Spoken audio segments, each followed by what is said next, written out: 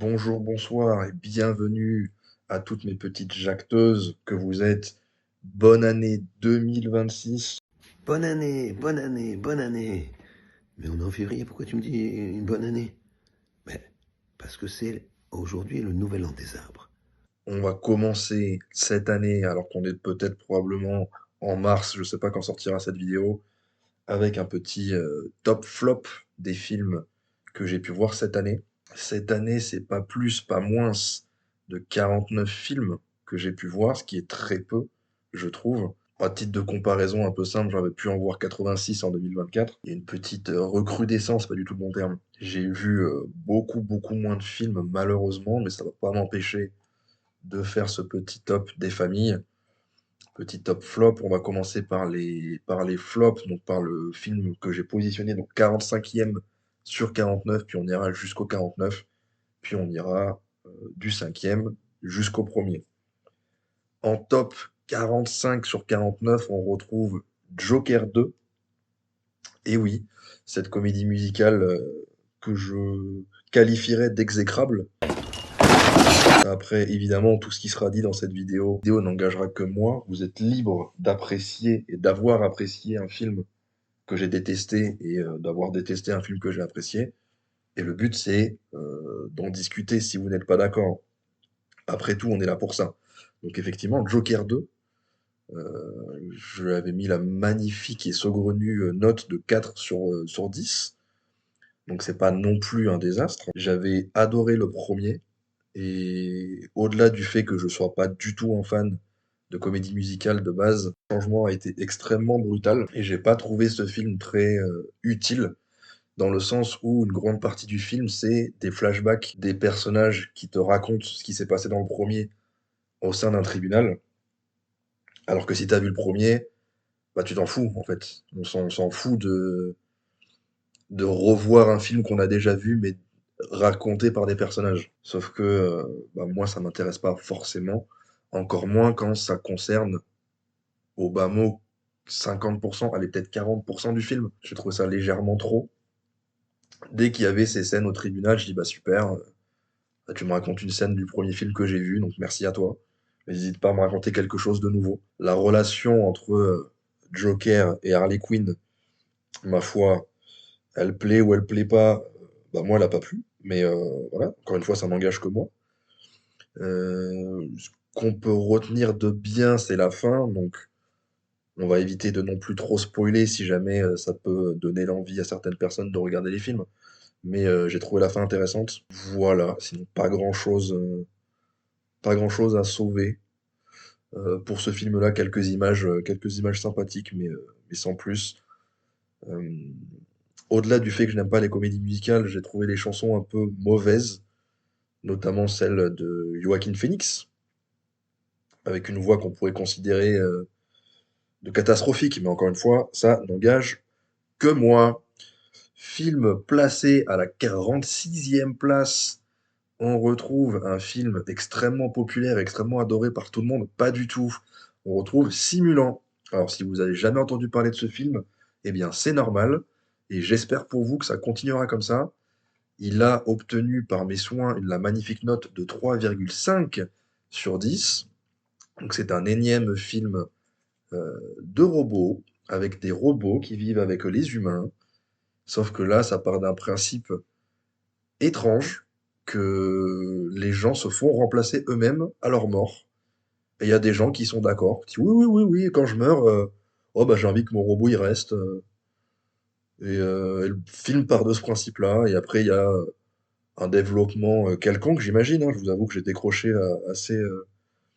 assez rapidement, une histoire assez bancale, mais qui sera ravivée tous les fans de thriller et de science-fiction.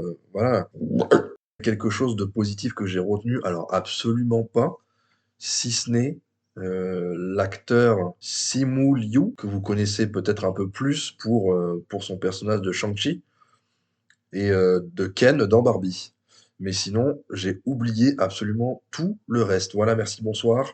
Merci à Simulant d'être venu. Vous faites acte de présence, c'est super sympa. Place 47 sur 49, The Open House, un film d'horreur sur Netflix. Alors déjà, il y a suffisamment d'indices pour vous sentiez pourquoi est-ce que c'est pas très bon. Il a égalé Simulant, ma foi, avec un 3,5 sur 10, encore une fois. Un énième film d'horreur qui se passe dans une maison entourée de forêts dans la neige, avec des voisins bizarres. Et ben en fait, c'est tout. Alors, c'est tout, et en même temps, ça pourrait permettre de faire quelque chose de très bien. Preuve en est l'un des films qui sera dans le top 5. Mais là, rien n'est bien, en fait. Rien n'est bien, rien ne fait peur. Les acteurs sont pas forcément très bien. L'histoire est pas dingue. La fin est pas ouf. C'était assez catastrophique dans l'ensemble. J'ai pas à me justifier. J'ai l'impression que je suis en garde à vue. J'ai pas à me justifier. Et je pense que ça ne mérite pas forcément plus qu'on s'y attarde, étant donné que je ne me souviens plus non plus de cette horreur. Place maintenant au film 48 sur 49, Maxine. Et oui, et oui, et oui, Maxine, le troisième film d'une trilogie avec l'actrice. Je vais la trouver, bouge pas. 2 hours later. Ça arrive fort. Avec l'actrice Mia Goth. Bah, j'ai vu uniquement 2 films sur 3, je n'ai pas vu Pearl. J'avais vu X et du coup Maxine. X, qui est, ma foi, comment en parler sur Internet sans se faire cancel par absolument tout le monde. C'est un film sur la découverte des enregistrements cassettes des films pour adultes, on va dire ça comme ça, mais qui se trouve être un film d'horreur, encore une fois, dans une cabane avec des vieux voisins bizarres à côté. On n'en dira pas plus puisque ce n'est pas lui dont on a envie de parler, on a envie de parler de Maxine, qui est quelque part la suite du développement de ce personnage de Maxine, qui veut devenir une star. Et bah, à l'instar des 2 autres, c'est fou, hein, mais je ne m'en souviens absolument pas, et pour le coup, c'est d'un film que je n'ai même pas terminé. C'est très rare que j'abandonne un film. Ce bon Maxine a eu la note magnifique de 3 sur 10, qui est extraordinaire. Habituellement, je m'efforce quand même de finir les films même si je les aime pas, mais il y a un stade où je vous avoue, j'abandonne complètement. Lui, j'ai dû décrocher à la moitié et au bout d'un moment, j'en ai eu marre et je dis bah allez, merci beaucoup, mais ça ira, mon temps est précieux.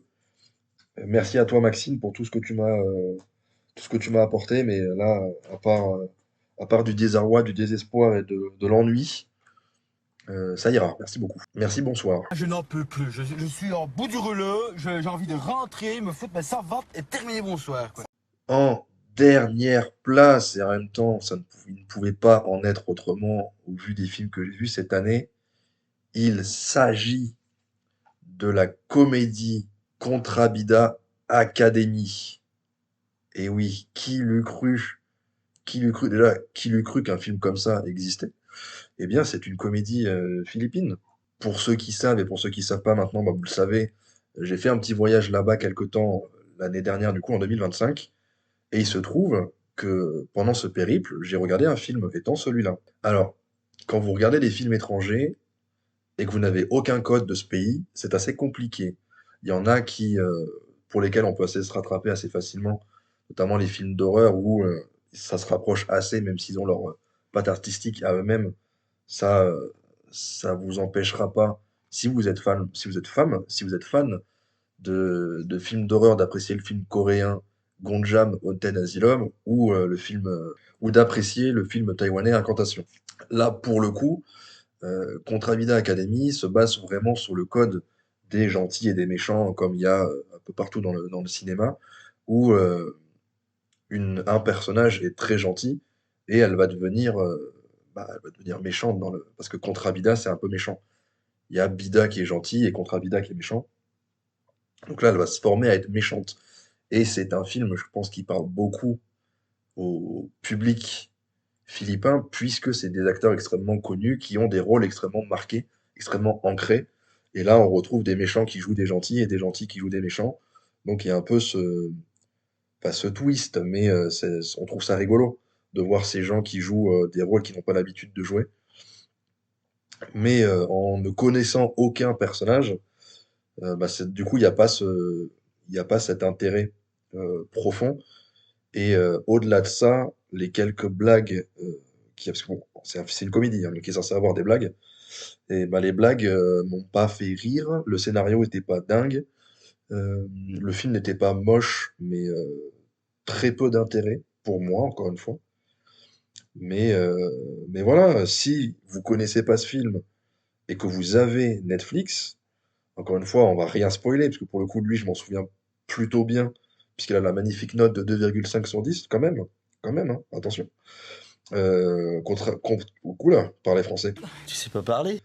Contrairement aux trois du milieu qui t'ont tellement ennuyé que je m'en souviens même pas, lui, pour le coup, il m'a marqué dans sa nullité. Ça fait mal, hein, mais dans sa nullité, ou devrais-je dire dans ma non-compréhension, ce serait un petit peu plus respectueux, parce que je pense que le film n'est pas si mauvais que ça. Mais si vous avez Netflix, pour le coup, je vous invite à regarder cette chose, et ça se trouve, vous allez comprendre des choses que je n'ai pas compris.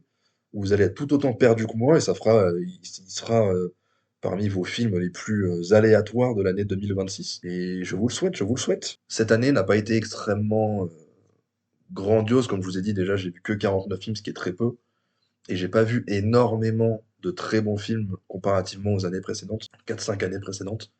C'est pourquoi je trouve que mon top 5, ou tout moins mon cinquième, ne devrait pas être là, mais malheureusement, j'ai pas vu beaucoup mieux. Donc ce sera L'IA du mal.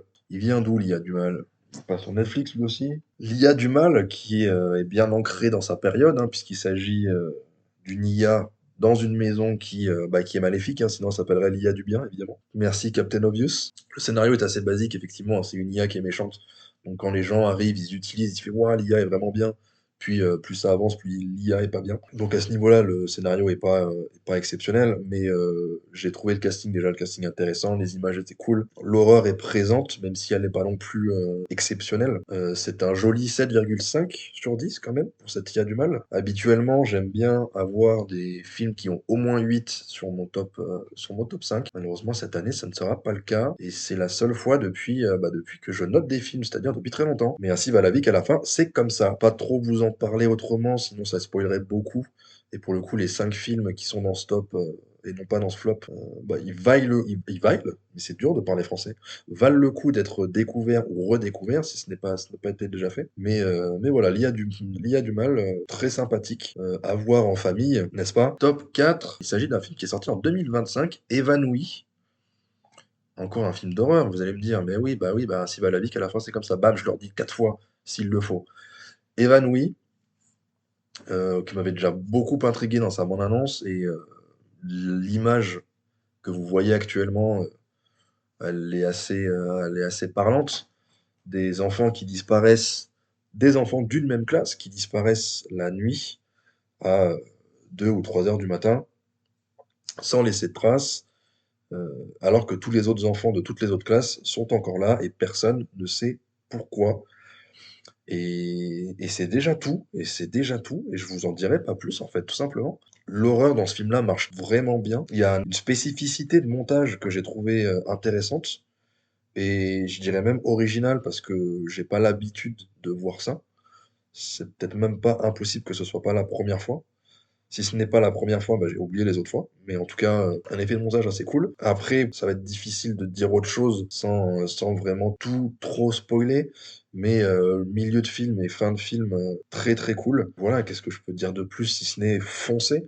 Si vous êtes un peu fan d'horreur, c'est un film qui ne peut que vous plaire. Top 3, et promis, ce sera le dernier film d'horreur de cette liste. Après, on s'arrête. Good Boy. Et oui, il est possible de faire un film d'horreur basé sur un chien. Vous me direz, bah oui, c'est pas le premier, et je te dirais, bah bien vu l'aveugle, c'est effectivement pas le premier.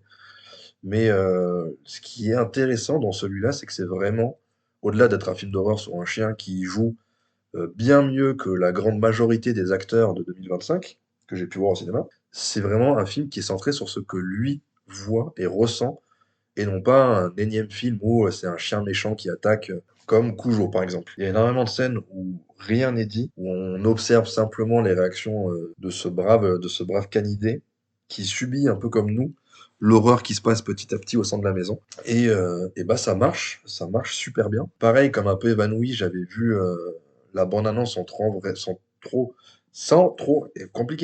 vraiment comprendre ce qu'on regardait. Mais le fait d'avoir des scènes où il se passe pas grand-chose, si ce n'est une musique un peu horrifique, ou des bruits de maison, des grincements, ce genre de choses, un peu à l'instar d'un Paranormal Activity. Sauf que là, il n'est pas forcément une question d'une famille qui se fait posséder, mais juste de quelque chose qui se passe à son maître et on n'en dira pas plus.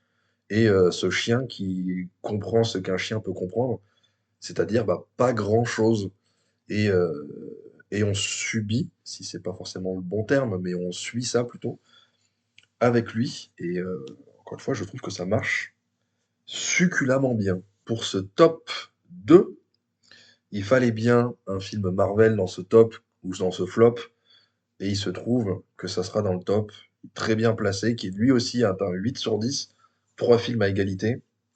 Mais celui-ci m'a parlé un peu plus. Il s'agit de Thunderbolts ou les New Avengers, comme il s'est fait renommer juste après. Pourquoi, me direz-vous, mettre un film Marvel aussi haut placé, alors que Marvel, ouin depuis Infinity War et Endgame, c'est terminé, ça vaut plus rien? Eh bien, de temps en temps, ça leur arrive de faire des bons films. On se rappelle des Gardiens de la Galaxie 3 en 2023. Donc tous les 2 ans, il y a un très bon film.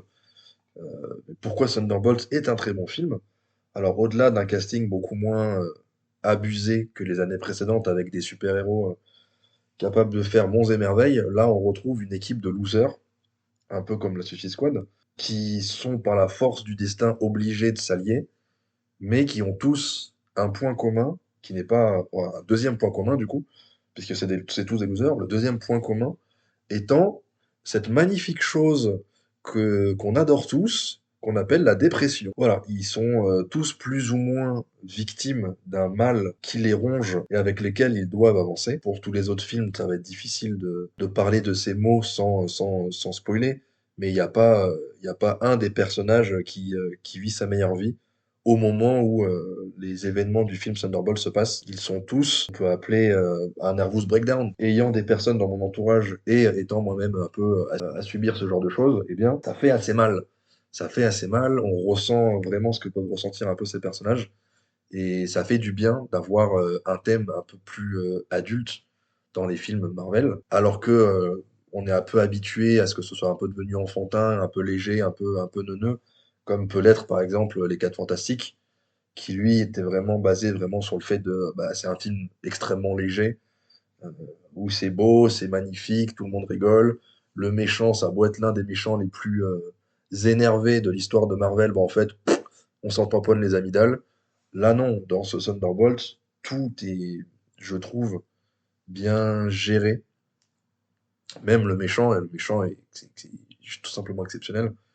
Donc non, ce Thunderbolt, sans en parler trop pour ne pas divulgacher ce film, c'est l'un des rares Marvel depuis très longtemps qui vaut vraiment le coup. Après, ils ont aussi mis un énorme coup de frein au niveau des films, mais si vous devez voir un film Marvel qui est sorti ces 2 dernières années, je pense que vous pouvez très facilement vous passer de Deadpool 3 et des 4 Fantastiques First Step et foncer sur Thunderbolt. Ça vaut vraiment le coup. On va pouvoir terminer cette vidéo légendaire que tous les critiques d'internet me jalousent, n'est-ce pas? Avec le film qui est en première position.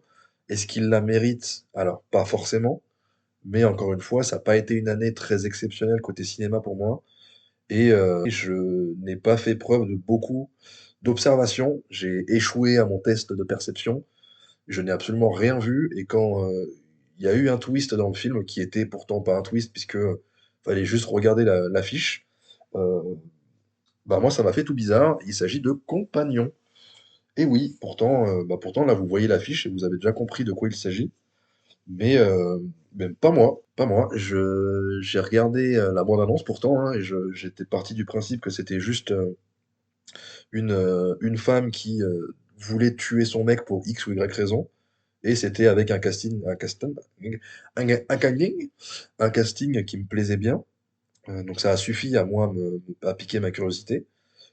Mais en fait, alors, je parlerai pas de ce twist parce que ça se trouve c'est aussi peu évident pour vous que pour moi. Ou ça se trouve vous vous avez dit, il est fou lui. Il y a aucun twist dans ce film. Et ben voilà, bah moi il y en a eu. Et et je suis très friand des films, des jeux, des séries, peu importe, qui mettent un twist, volontaire ou pas volontaire, hein. Je vous donnerai là, 2 exemples de films d'horreur avec un twist comme ça. Vous avez un petit film français, un film d'horreur français, Haute Tension, qui a dans ce film un petit twist qui m'a beaucoup plu, même si le film en lui-même m'a pas forcément plu. Le twist m'a régalé, ça on peut le dire. Et un film un peu plus récent, mais Ghostland. Ghostland qui a aussi un twist au milieu du film, pour lequel je ne m'étais